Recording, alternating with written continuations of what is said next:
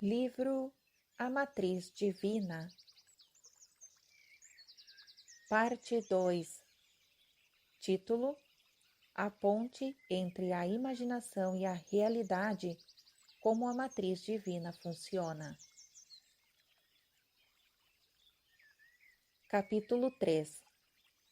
Título: Somos observadores passivos ou criadores poderosos? Uma frase do físico John Wheeler em 1911. Porque o universo é tão grande, e por que estamos aqui? Uma frase agora de Neville Goddard, em 1905 a 1972. A imaginação cria a realidade. O homem é todo imaginação. Neville foi um visionário e místico. Continuação da narrativa.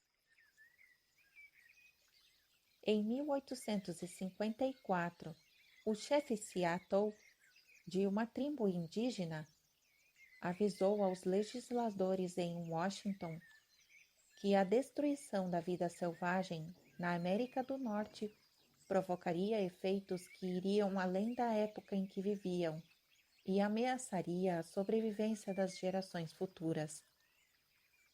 Com essa sabedoria profunda, tão verdadeira hoje como foi em meados do século XIX, o chefe teria declarado: o homem não teceu a rede da vida, ele simplesmente é um de seus fios.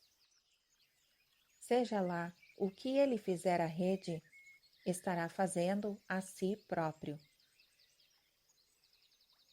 O paralelo entre a descrição do chefe Seattle de nosso lugar na rede de vida e a nossa conexão com a matriz divina e dentro dela é inequívoca. Como parte de tudo que vemos, somos participantes de uma conversação em andamento. Um diálogo quântico com nós mesmos, com nosso mundo e além dele. Dentro dessa troca cósmica, nossos sentimentos, emoções, orações e crenças de todo instante representam nossa fala ao universo, e tudo da vitalidade do nosso corpo, a paz em nosso mundo, é o universo nos respondendo. Subtítulo em destaque: Qual o significado de participar do universo? Como mencionado no capítulo anterior, o físico John Wheeler sugere que não apenas temos um papel na peça que ele chama de universo participativo, como também desempenhamos o papel principal nela. O mais importante da proposição de Wheeler é a palavra participativo. Nesse tipo de universo, o leitor e eu somos partes da equação.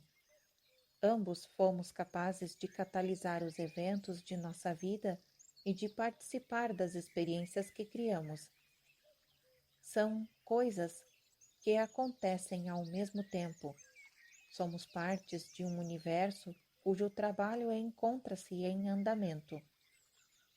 Nessa criação inacabada, somos pequenos remendos do universo que olha para si próprio e que constrói a si mesmos. A sugestão de Wheeler abre porta para possibilidades radicais. Admitindo-se que seja verdade o fato de a consciência ser capaz de criar, segue-se que o universo pode ser o resultado dessa consciência. Apesar de os pontos de vista de Wheeler terem sido propostos no final do século XX, não podemos deixar de lembrar aquela declaração de Max Planck em 1944, quando ele disse que todas as coisas existem por causa de uma mente inteligente, que ele denominou de a matriz de toda a matéria. A pergunta que implora por uma resposta neste ponto é simplesmente: que mente é essa? Em um universo participativo, o ato de focalizarmos nossa consciência, de olharmos para algum lugar e examinarmos o mundo, é por si mesmos um ato de criação. Nós somos aqueles que observam e estudam o mundo. Somos a mente, ou pelo menos parte de uma grande mente. Como Planck descreveu, ao olharmos para todos os lugares, nossa consciência faz algo para vermos.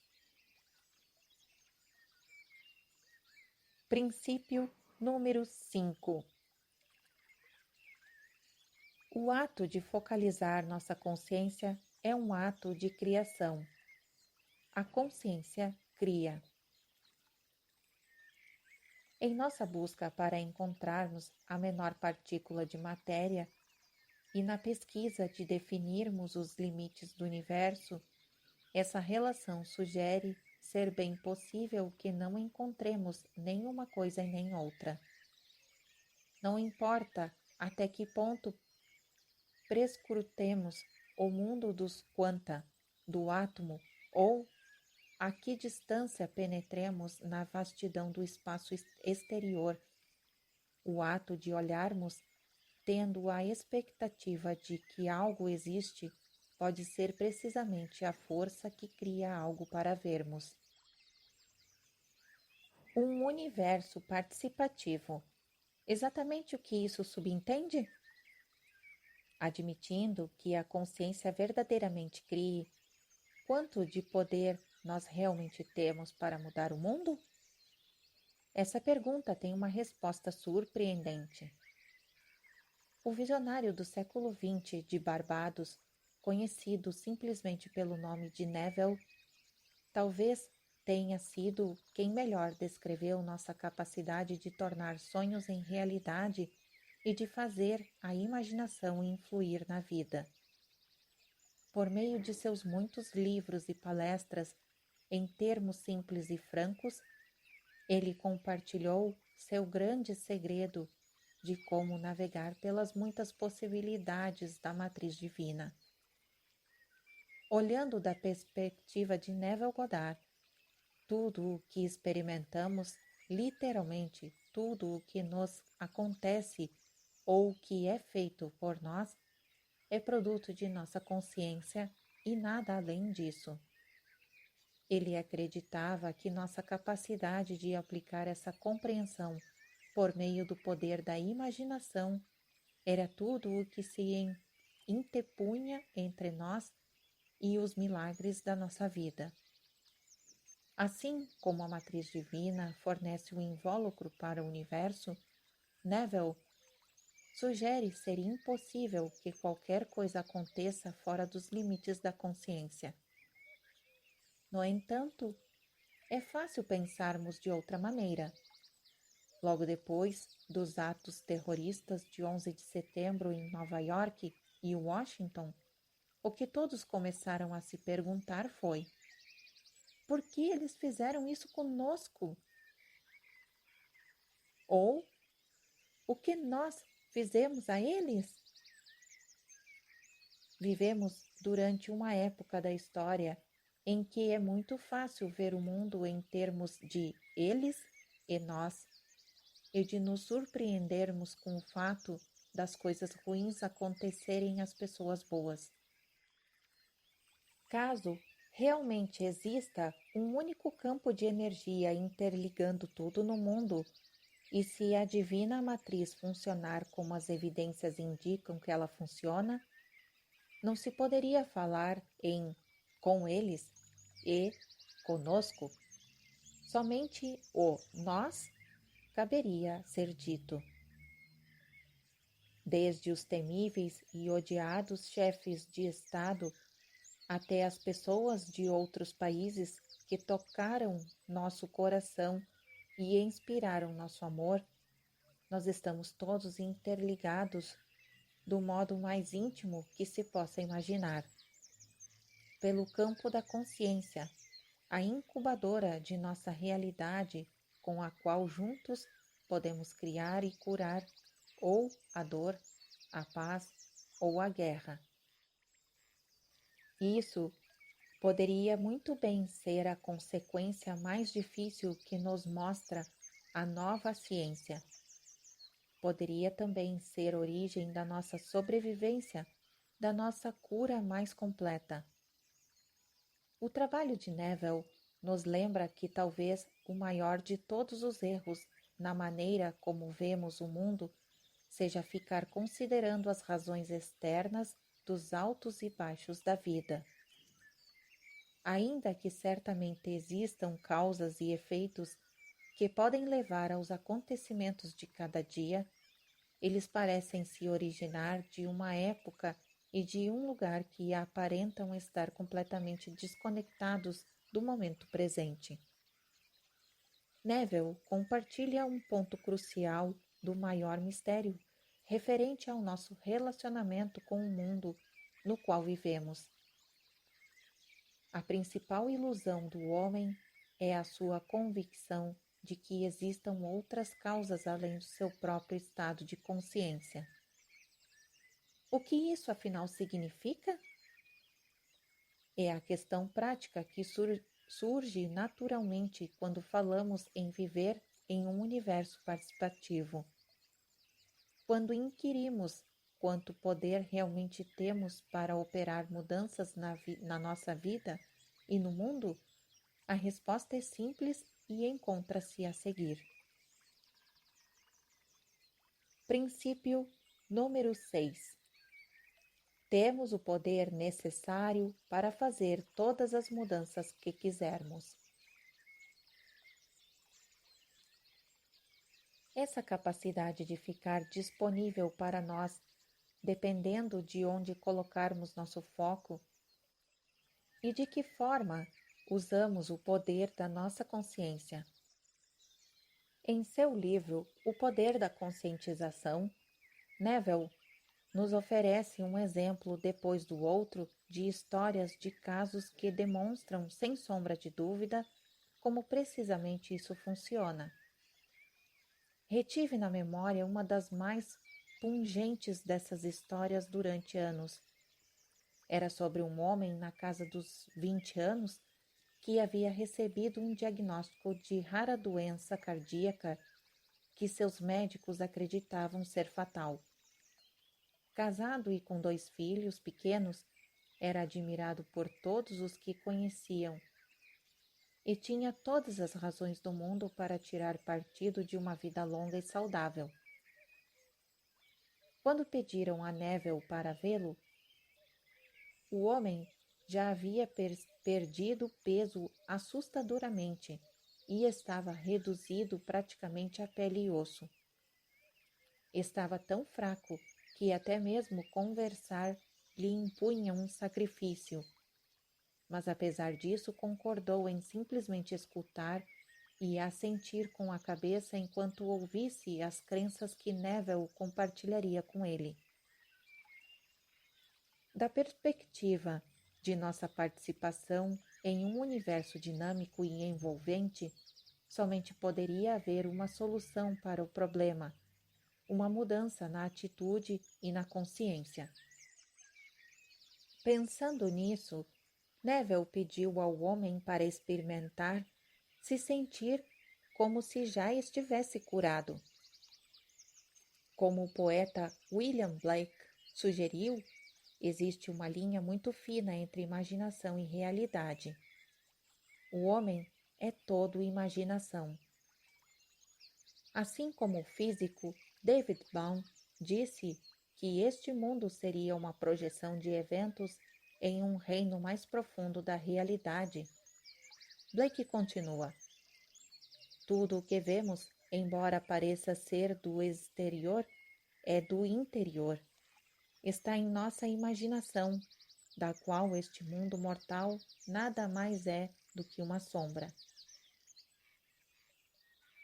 pelo poder de nos concentrarmos conscientemente nas coisas que criamos no imaginário, damos-lhes um pequeno empurrão que as faz cruzarem a barreira do irreal para o real. Em uma única sentença, Neville explica como forneceu as palavras que ajudariam seu novo amigo a cumprir essa nova maneira de pensar. Sugeri que imaginasse o rosto do doutor, exprimindo estupefação incrédula ao vê-lo recuperado contra tudo o que seria razoável dos últimos estágios de uma doença incurável. Que ele o visse reexaminando seu exame e ouvindo-o dizer repetidas vezes: "É um milagre! É um milagre!" Bem, acho que o leitor pode adivinhar por que conto essa história. O camarada ficou melhor. Meses mais tarde, o visionário recebeu uma carta contando que o jovem tinha verdadeiramente se recuperado de forma milagrosa. Neville, mais tarde, o encontrou e descobriu que ele estava vivendo bem e desfrutando de perfeita saúde com a família. O segredo, o homem revelou, era bem mais simples do que apenas cultivar o desejo de ter boa saúde. Desde o dia que se encontraram, ele tinha vivido, com base na hipótese de já estar bem e perfeitamente curado.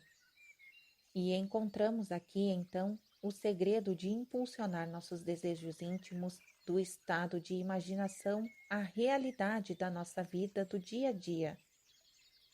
É nossa capacidade de sentir como se os sonhos tivessem sido realizados, os desejos atendidos e as orações respondidas.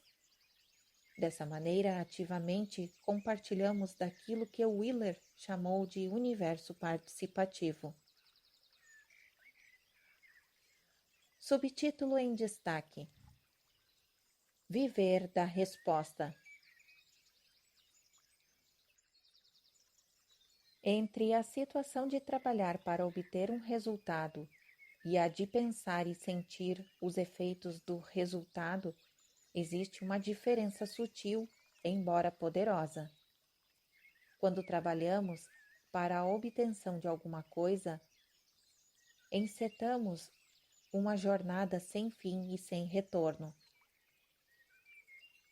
Conquanto possamos identificar os marcos do progresso de nossa atividade e estabelecer metas que mostrem nossa aproximação do objetivo em nossa mente, estaremos sempre a caminho da meta, em lugar de nos encontrarmos na experiência de alcançá-la. Precisamente por isso é que a admoestação de Neville é tão poderosa para a nossa vida quando nos fala que devemos entrar na imagem do desejo do nosso coração e pensar a partir dela. No estudo antigo das artes marciais, temos uma bela metáfora no mundo físico exatamente sobre como esse princípio age na nossa consciência. Sem dúvida, o leitor já deve ter presenciado apresentações de pessoas treinadas nessas disciplinas, quando ao convergirem seus poderes de concentração e força em um único momento de intenso foco, tornam-se capazes de executar feitos de execução inimaginável em qualquer outra circunstância, tal como quebrar um bloco de concreto ou uma pilha de pranchas de madeira. O princípio que possibilita essas demonstrações é o mesmo descrito por Neville na história da cura do jovem. Apesar dos truques, às vezes usados para realizar esses feitos extraordinários, sem a conotação espiritual, o segredo do sucesso, quando eles são autenticamente executados, depende do local onde o executor da arte marcial colocou a sua atenção. Quando escolhem partir um bloco de concreto, por exemplo, a última coisa que lhes passa pela cabeça é o ponto de contato em que a mão tocará a superfície do bloco. Exatamente como Neville sugeriu em suas instruções ao homem moribundo, a chave é concentrar o foco no local do ato completo, a cura já alcançada ou o tijolo já partido. Os participantes de artes marciais fazem isso concentrando a atenção consciente em um ponto que está além da base do bloco. A única maneira da mão do praticante estar em tal local é caso ela já tenha passado através do espaço entre o seu dono e aquele ponto. O fato de o espaço aparentemente encontrar-se ocupado por algo sólido, tal como um bloco de concreto, torna-se praticamente secundário. Dessa maneira, eles pensam a partir de um determinado ponto de término, em vez de se preocuparem com a dificuldade de atingir tal ponto. Eles experimentam aparentemente a alegria da execução do ato, não em tudo o que deve acontecer para que o ato seja bem-sucedido. Esse exemplo simples nos oferece uma poderosa analogia da maneira pelo qual a consciência parece funcionar. Experimentei pessoalmente esse princípio quando tinha mais ou menos os meus 20 e poucos anos. Foi na época em que o centro da minha vida tinha se deslocado do trabalho em uma laminadora de cobre e da participação em uma banda de rock para o foco espiritual de um poder interior. Foi quando fiz 21 anos que súbita e inesperadamente fui atraído para uma combinação de corrida de longa distância, yoga, meditação e artes marciais. De forma apaixonada, comecei a me dedicar às 4 atividades simultaneamente, e elas passaram a ser uma rocha que me servia de apoio sempre que meu mundo parecia prestes a me esmagar. Um dia, enquanto ainda estava no dojo, o estúdio de artes marciais, e um pouco antes da aula de karatê, testemunhei até que ponto um foco concentrado pode ser poderoso. Foi algo diferente de tudo que já havia visto surgir naquela região, bem no coração do norte do Missouri. Naquele dia, nosso instrutor foi entrando e nos propondo uma questão bem diferente da prática do dia a dia, a qual já tínhamos nos habituado. Ele explicou que ele se sentaria no centro do espesso colchão que usávamos para aprimorar nossas habilidades, fecharia os olhos e começaria a meditar. Durante este exercício, ele esticaria os braços de cada lado do corpo, com as palmas das mãos abertas e voltadas para baixo. Ele nos pediu alguns minutos para que pudesse se ancorar naquela posição imitando um T, e convidou-nos então a fazer um movimento qualquer capaz de alterar sua posição. Havia 2 homens para cada mulher em nossa classe, e também tinha havido, até então, uma competição amigável entre os sexos. Naquele dia, entretanto, essa divisão não ocorreu. Sentamo-nos juntos, imóveis e silenciosos perto do instrutor. Ficamos olhando enquanto ele simplesmente caminhou para o centro do colchão, sentou-se com as pernas cruzadas, fechou os olhos, estendeu os braços e mudou o padrão de respiração. Lembro-me de que estava fascinado observando atentamente o seu tórax subir e descer cada vez mais lentamente com a respiração. até que ficou difícil afirmar se ele estava respirando ou não. Nós então nos entreolhamos e assentimos mútuo e nos aproximamos com a intenção de tirá-lo do lugar. Pensando inicialmente que seria fácil, somente alguns tentaram. Empurramos os seus braços e pernas em diferentes direções sem conseguir sucesso. Absolutamente nenhum. Surpreendidos com a inutilidade dos esforços, mudamos de estratégia e resolvemos agarrá-lo apenas por um dos lados para usar todo o peso combinado e forçá-lo na direção oposta. Nem mesmo assim tivemos sucesso. Nem ao menos conseguimos mexer seus braços ou seus dedos da mão. Depois de algum tempo, ele respirou fundo, abriu os olhos e, com aquele bom humor que havíamos aprendido a respeitar, perguntou: "O que aconteceu? Como é possível que eu ainda esteja sentado aqui?" E depois de uma boa risada que relaxou as tensões, ele passou a nos explicar, encarando-nos com o seu olhar penetrante e habitual, o que tínhamos acabado de presenciar. Quando fechei os olhos, ele disse: "Tive uma visão que era como um sonho, e esse sonho tornou-se a minha realidade.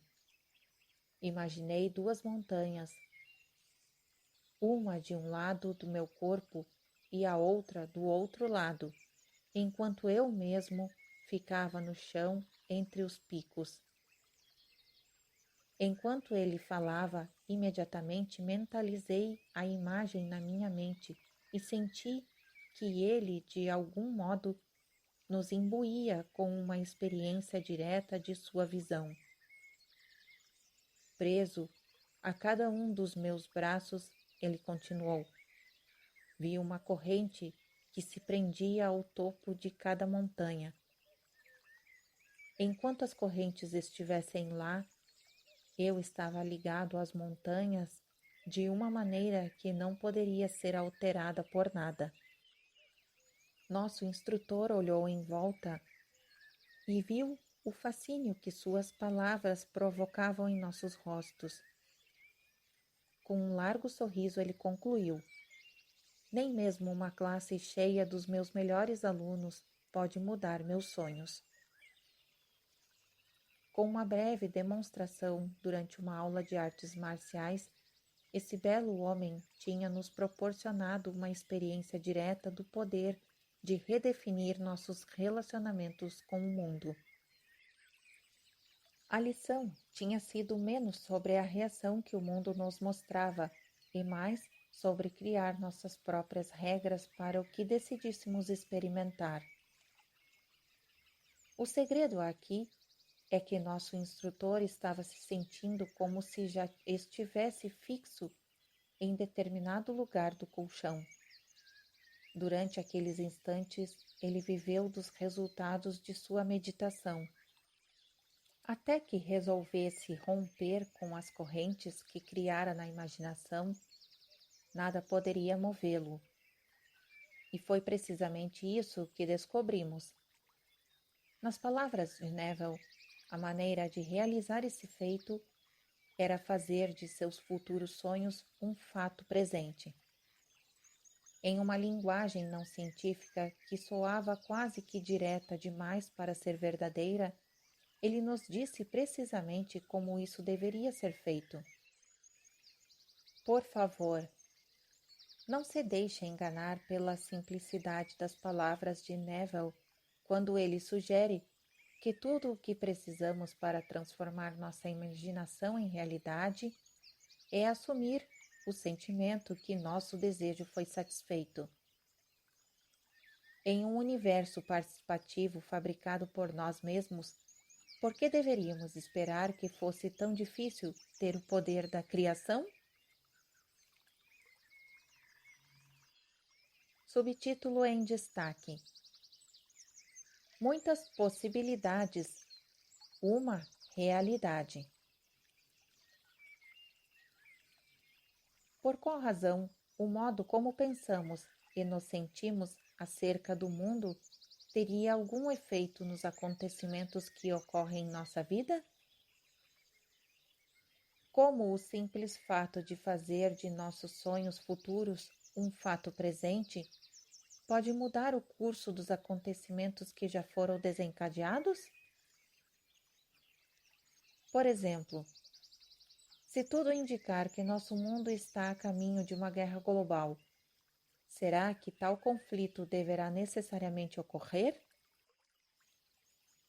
Quando parece que nosso casamento está prestes a desmoronar ou que estamos destinados a viver em precárias condições de saúde, o resultado dessas experiências deve acontecer conforme as previsões? Ou existe algum outro fator, quase nunca levado em conta, que possa de fato exercer grande influência sobre o modo como experimentamos coisas que já começaram a acontecer? Será que a vida segue nossas previsões ou atende nossas expectativas? O segredo para vivermos em um lugar onde nossas fantasias já se realizaram e nossos desejos e orações já foram atendidos deve começar pela compreensão das possibilidades existentes. E para fazer isso, precisamos voltar brevemente à descoberta central que a física quântica faz acerca do nosso mundo.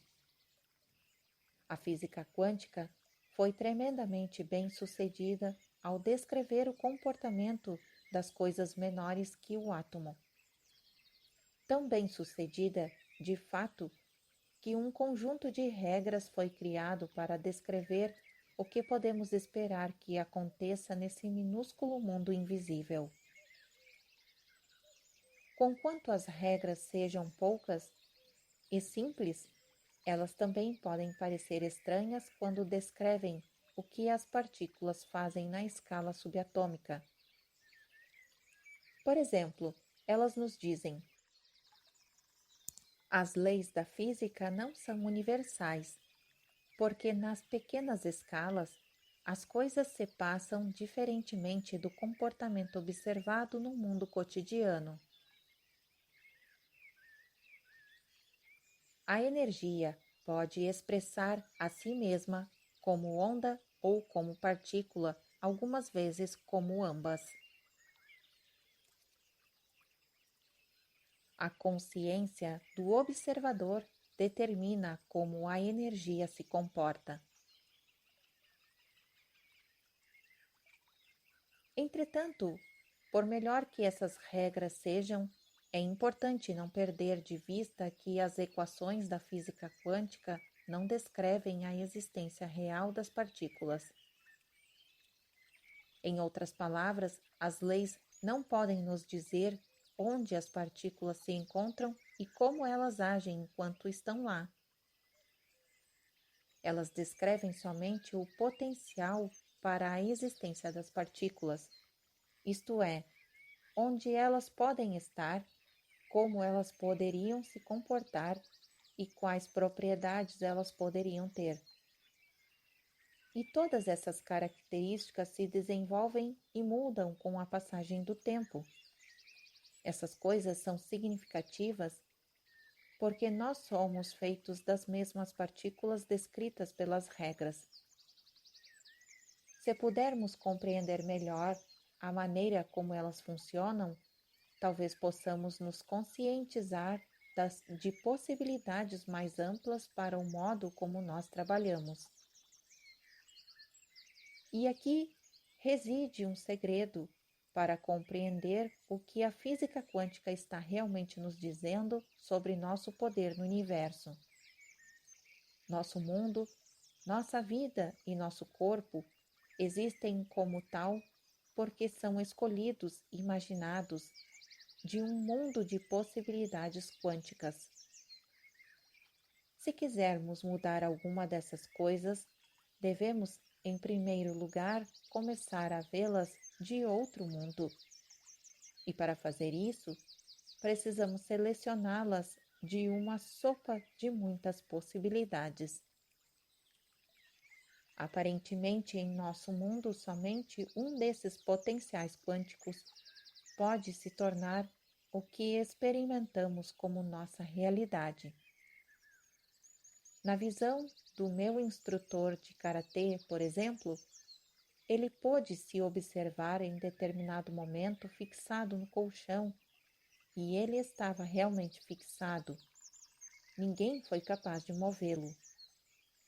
O que determina qual das muitas possibilidades se torna realidade parece ser a consciência e o ato da observação. Em outras palavras, o objeto de nossa atenção torna-se realidade em nosso mundo. Essa é a área onde o próprio Einstein fez face a um problema com a teoria quântica, chegando a afirmar: penso que deva existir uma partícula com uma realidade separada, independente das medições. Nesse contexto, as medições são equivalentes ao observador, ou seja, nós. Princípio número 7. O foco da consciência torna-se a realidade do nosso mundo.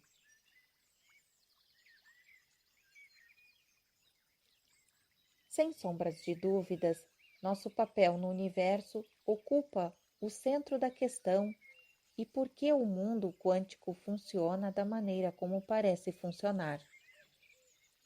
Essa é precisamente a razão por que é importante primeiro compreender o objetivo das observações científicas, de tal modo que possamos saber como explicar tais observações em nossa vida. O mistério da razão por que precisamos ter conjuntos de regras para descrever o mundo remonta a um experimento que foi executado pela primeira vez em 1909 por Geoffrey Ingram Taylor, um físico britânico. Apesar de o experimento já datar de aproximadamente 100 anos, seus resultados ainda são alvo de controvérsias e incertezas. Desde a época do experimento original, ele já foi recriado várias vezes. Todas as vezes os resultados obtidos foram idênticos e sempre intrigantes.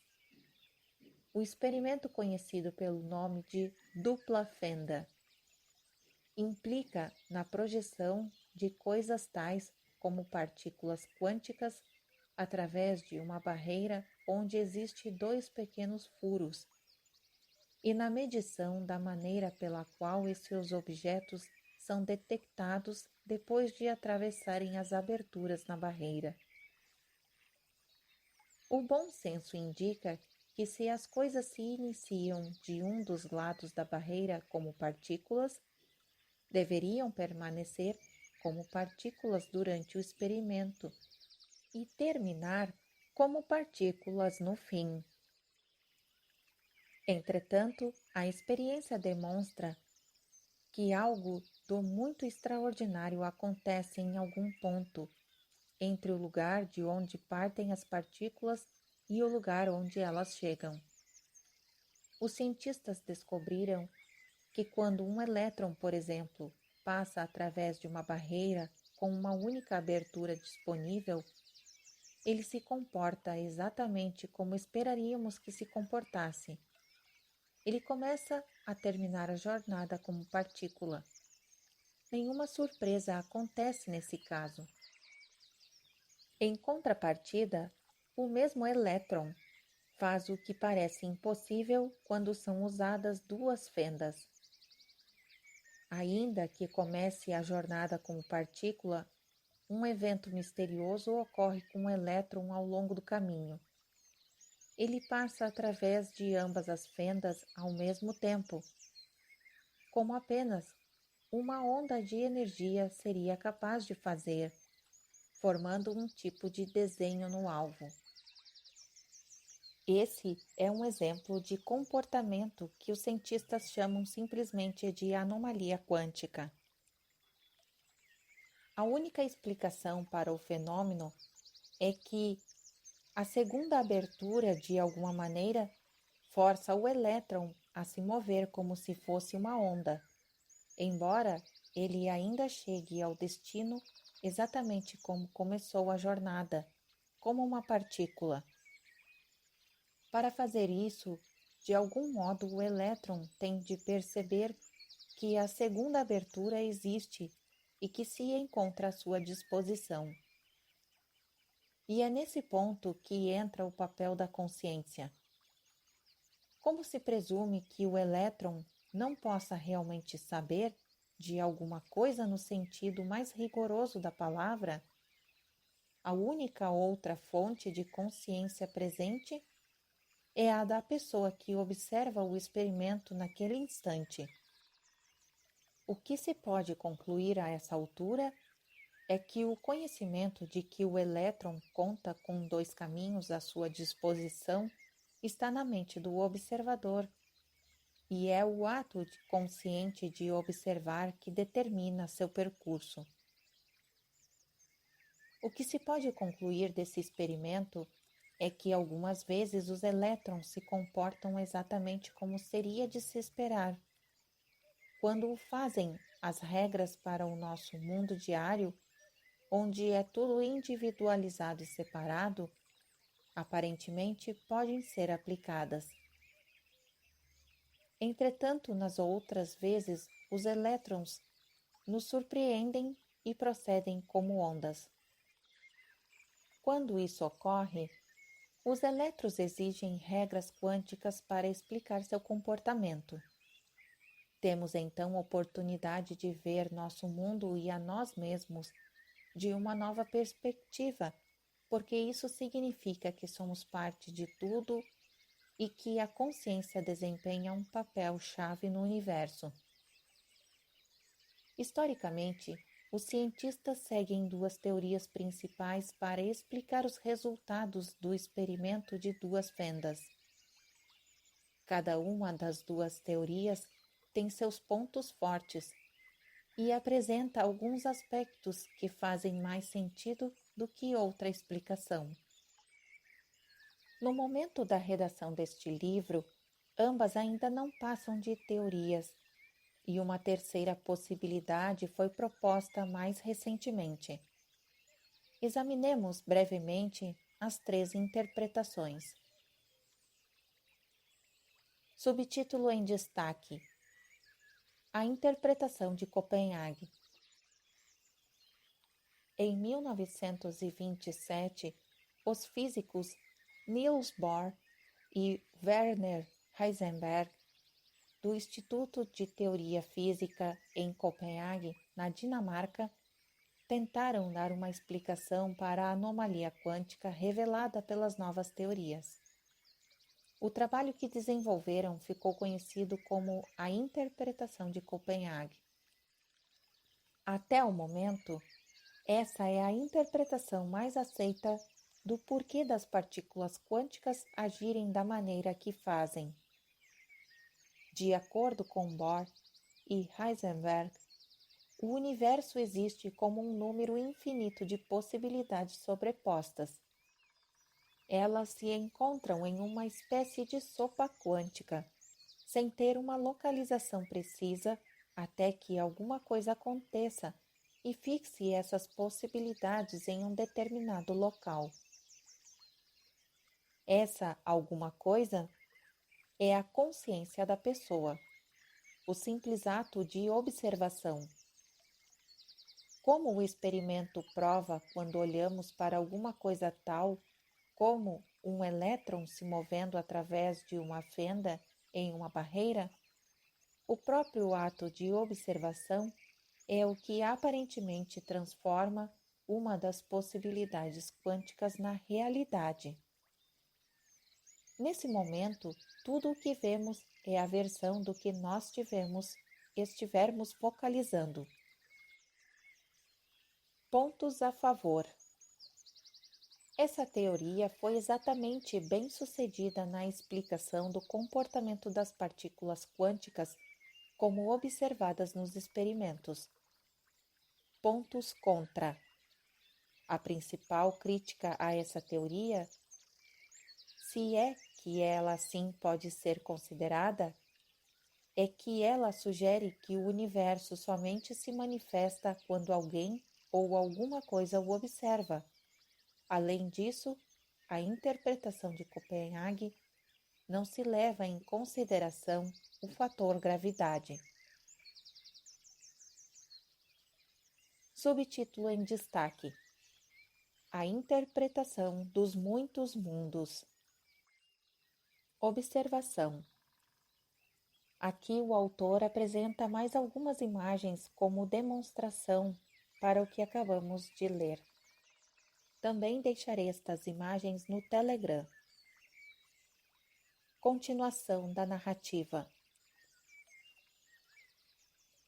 Depois da interpretação de Copenhague, a melhor e mais próxima explicação popular para o comportamento estranho das partículas quânticas foi chamada de interpretação dos muitos mundos dos universos paralelos.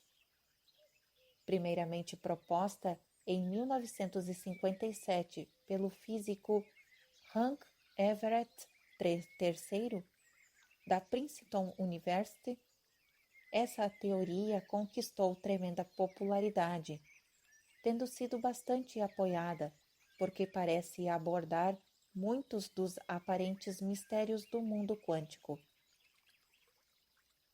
De modo semelhante à interpretação de Copenhague, ela sugere que, em um determinado momento genérico, existe um número infinito de possibilidades ocorrendo e todas elas já existem e estão acontecendo simultaneamente. A diferença entre isso e a interpretação de Copenhague é que, de acordo com a interpretação dos muitos mundos, cada possibilidade acontece em seu próprio espaço e não pode ser vista por outros. Os espaços únicos são chamados de universos alternativos. Supostamente, viajamos ao longo do tempo em um universo de uma única possibilidade e de vez em quando fazemos uma dobra quântica em outra possibilidade de um universo diferente. A partir dessa perspectiva, alguém poderia estar vivendo uma vida de doença e infecções, e mediante uma mudança no foco, repentinamente se encontrar milagrosamente curado, enquanto o mundo em torno dele não parecia ser o mesmo de antes. A interpretação de Everett indica que nós já existimos em cada um destes universos alternativos. Ao levarmos tudo em consideração, poderíamos viver todos os sonhos e cada uma das fantasias que pudéssemos imaginar. Alguns proponentes dessa teoria sugerem que até que, quando dormimos à noite, nossos sonhos nada mais seriam do que o resultado de relaxarmos o foco que nos mantém presos à realidade, o que nos possibilita navegar pelos outros mundos das possibilidades paralelas. De modo semelhante ao dos observadores na interpretação de Copenhague, somente vemos a possibilidade que focalizarmos. Esse é o segredo para fixarmos uma possibilidade em especial em lugar da realidade. Pontos a favor. Essa teoria parece ser capaz de explicar por que nos passam desapercebidas muitas possibilidades propostas pela interpretação de Copenhague. Pontos contra. Assim como qualquer outra ideia baseada na teoria quântica, a teoria não pode explicar a força da gravidade. Ainda que possa explicar parte do que vemos no mundo quântico, enquanto não consiga explicar todas as forças da natureza, é uma teoria que não parece completa.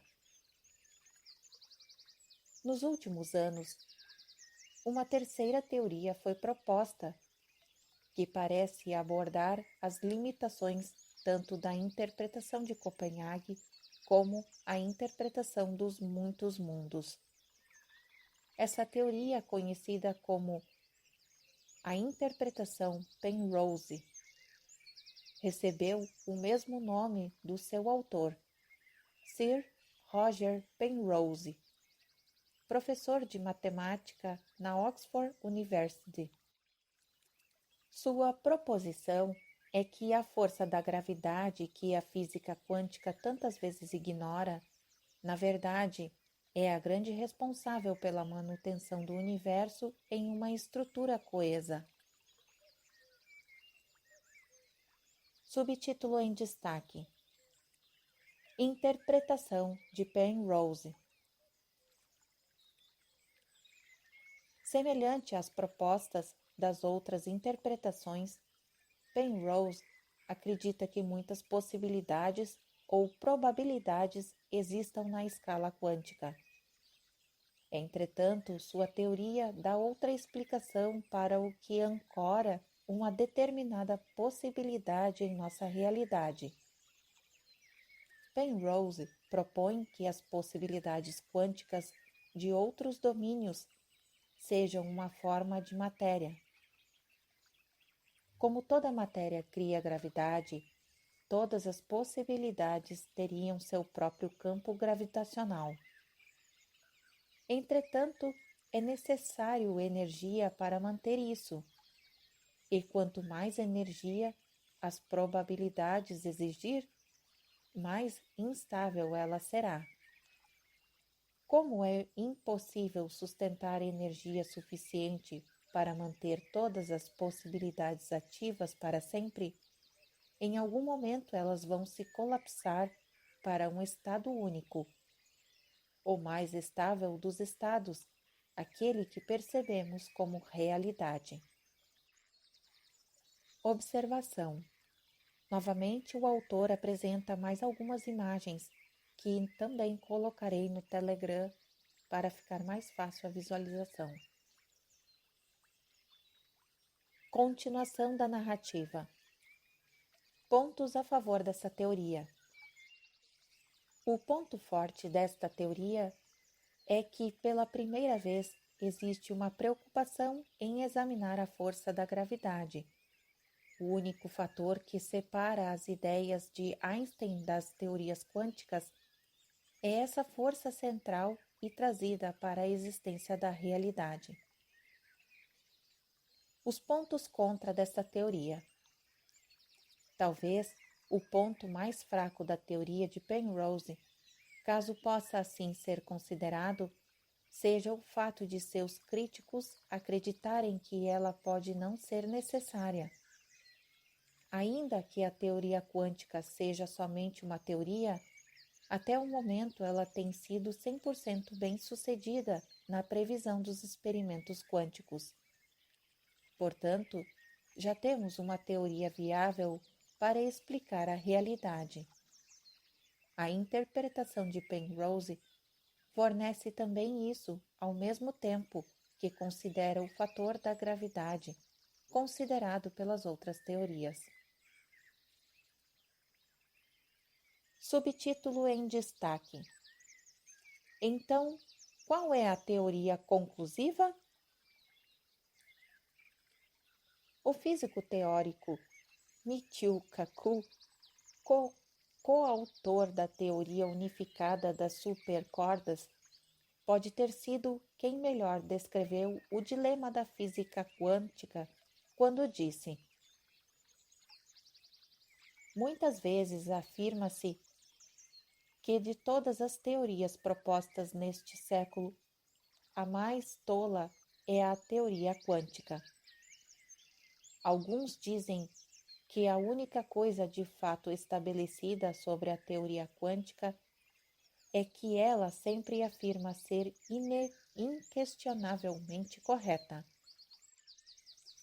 Algumas das teorias prevalecentes explica tanto os eventos anômalos no domínio bem pequeno da escala subatômica, quanto a razão do mundo funcionar como funciona? O papel que a matriz divina desempenha ao nos ligar com tudo o que é observado, apesar das limitações naturais de todas as interpretações, mas a melhor possível pelo que vemos no laboratório, é o único fator que bem pode ser o elo que faltava. Ainda que este espectador pareça ser o coringa dos experimentos que produzem resultados inesperados, e se as anomalias não forem realmente anomalias? E se as esquisitices das partículas quânticas forem apenas a maneira normal de a matéria se comportar?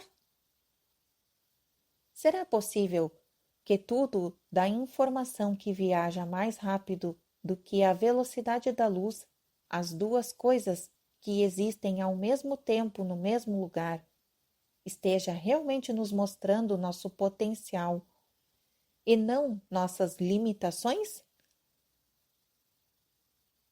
Se assim for, deveremos perguntar a nós mesmos: qual o fator que une todas as coisas e evita que experimentemos a mesma liberdade aparentemente usufruída pelas partículas quânticas? Nós somos precisamente o fator que falta nas teorias existentes. Especificamente, temos capacidade para criar propositadamente as condições da consciência, pensamentos, sentimentos e crenças, que irão ancorar a possibilidade de nossa escolha na realidade de nossa vida. Isso é o que faz a ciência completar o círculo das antigas tradições espirituais no mundo.